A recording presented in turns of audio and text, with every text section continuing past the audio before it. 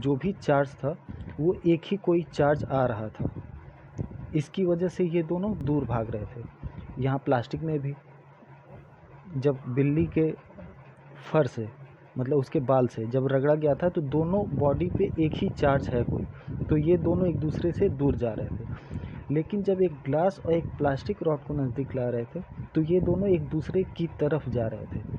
मतलब कि जो सेम चार्ज है वो एक दूसरे से रिपेल हो रहे थे, यहाँ भी सेम चार्ज एक दूसरे से रिपेल हो रहे थे, लेकिन जो डिफरेंट चार्ज हैं वो एक दूसरे के करीब आ रहे थे। तो इस एक्सपेरिमेंट से ये बात तो पता चल गई कि जब सेम चार्ज है तो वो दोनों रिपेल करेगा, और जब डिफरेंट चार्ज है, अलग अलग चार्ज है, तो वो एक दूसरे को अट्रैक्ट करेगा। अब देखिए, ग्लास एक दूसरे को रिपेल कर रहे थे, वैसे ही प्लास्टिक भी एक दूसरे से दूर भाग रहे थे। ग्लास और प्लास्टिक एक दूसरे की तरफ आकर्षित हो रहे थे। ठीक है।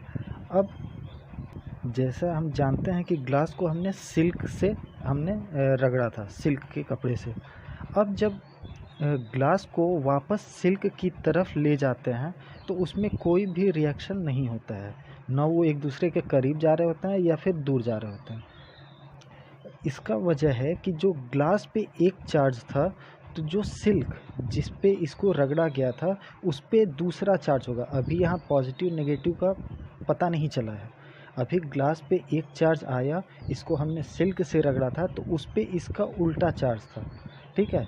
वैसे ही जब प्लास्टिक को जब हमने बिल्ली के उस पे बाल पे रगड़ा था तो इस पे एक चार्ज आया था, बिल्ली के फेदर पे भी दूसरा चार्ज आया था। तो जब प्लास्टिक को बिल्ली के बाल की तरफ हम वापस ले जा रहे थे तो उन दोनों में कोई चेंज नहीं आ रहा था।